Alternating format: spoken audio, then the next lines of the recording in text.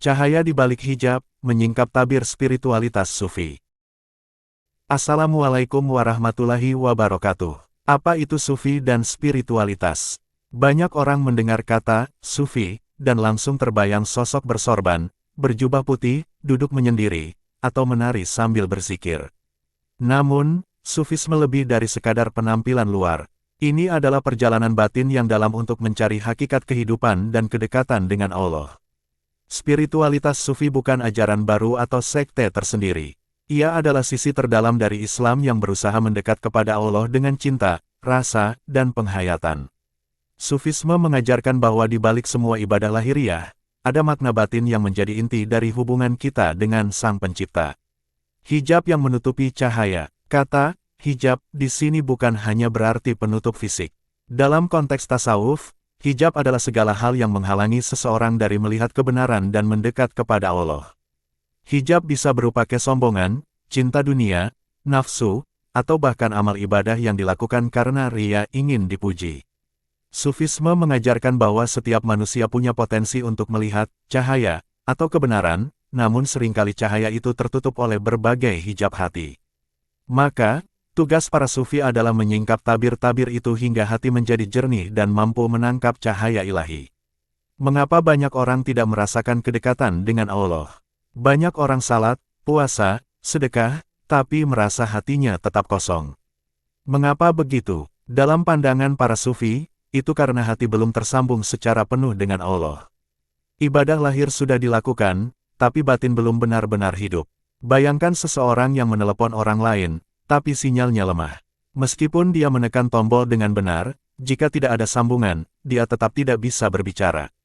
Begitu pula dengan ibadah. Kalau hati tertutup oleh hijab, maka sinyal ke Allah lemah. Inilah yang ingin disingkap oleh para sufi. Tahapan pembersihan hati. Para sufi memiliki metode untuk membersihkan hati dan menyingkap hijab spiritual. Proses ini disebut tazkiyah an-nafs, atau pensucian jiwa. Dalam perjalanan sufi, ada beberapa tahapan utama. 1. Tahali, mengosongkan diri. Tahap pertama adalah membersihkan diri dari sifat-sifat buruk seperti dengki, iri, sombong, cinta dunia, ria, dan sebagainya.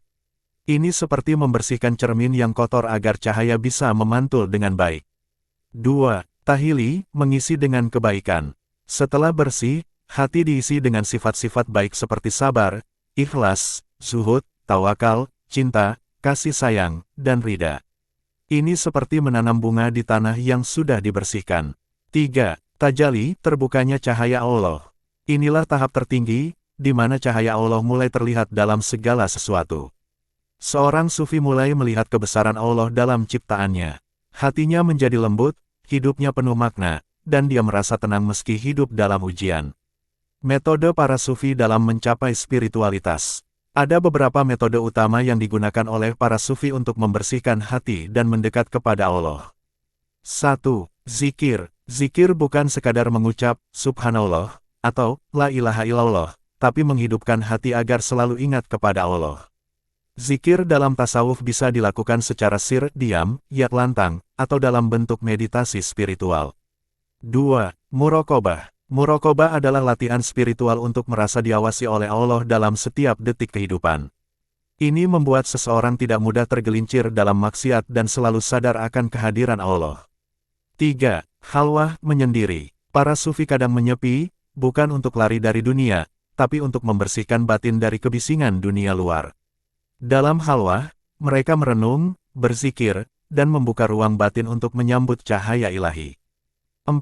Bimbingan mursyid. Sufi tidak berjalan sendiri. Mereka dibimbing oleh guru spiritual atau mursyid yang sudah menempuh jalan panjang. Mursyid ini membantu muridnya melewati berbagai rintangan dan mengenali tipu daya nafsu. Kisah-kisah inspiratif dari para sufi. Untuk memahami betapa indahnya jalan spiritual para sufi, mari kita simak beberapa kisah pendek yang penuh makna. 1. Hasan al-Basri dan dunia. Hasan al-Basri pernah melihat seorang lelaki sedang menangisi hilangnya hartanya.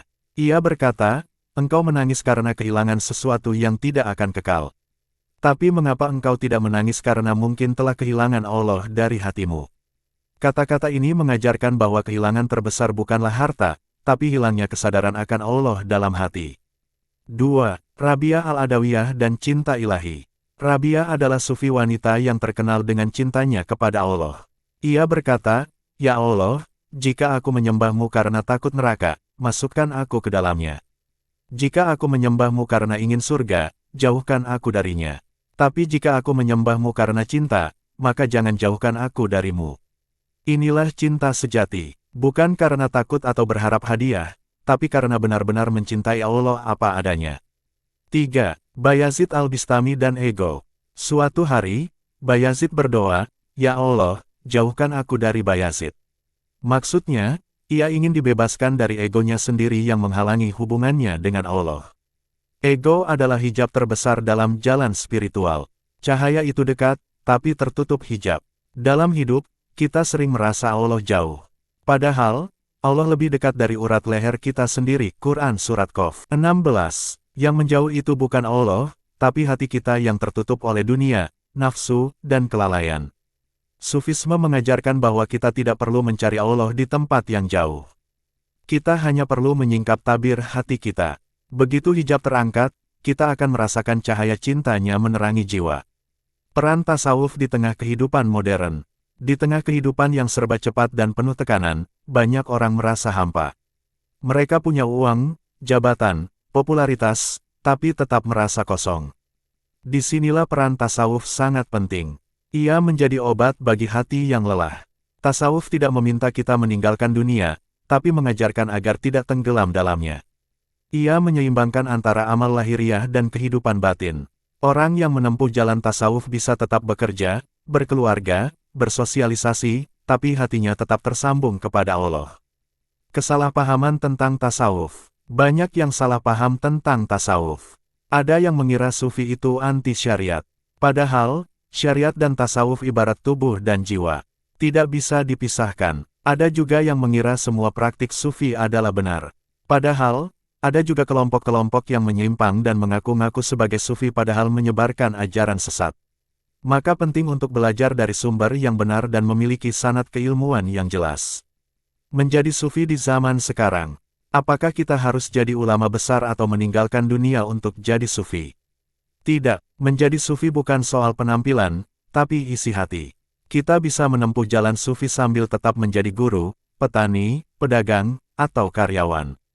Kuncinya adalah menjaga hati agar selalu tersambung dengan Allah, membersihkan diri dari sifat buruk, dan menanam cinta dalam segala amal kita. Menyingkap hijab, menyambut cahaya. Cahaya itu selalu ada, tapi hati kita sering tertutup oleh debu dunia. Sufisme mengajarkan cara menyapu debu itu, hingga cahaya bisa masuk dan menghangatkan hati. Menjadi sufi bukan soal gelar, bukan soal penampilan, tapi soal kedalaman rasa dan ketulusan cinta kepada Allah. Jika kita mampu menyentuh inti spiritual ini, maka hidup kita akan berubah, menjadi lebih damai, lebih tenang, dan lebih penuh makna. Mari kita belajar menyingkap hijab-hijab yang menutupi cahaya dalam diri. Karena di balik semua kegelapan, selalu ada cahaya. Dan cahaya itu, adalah Allah. Terima kasih sudah berkunjung, jangan lupa like, komen, dan share. Wassalamualaikum warahmatullahi wabarakatuh.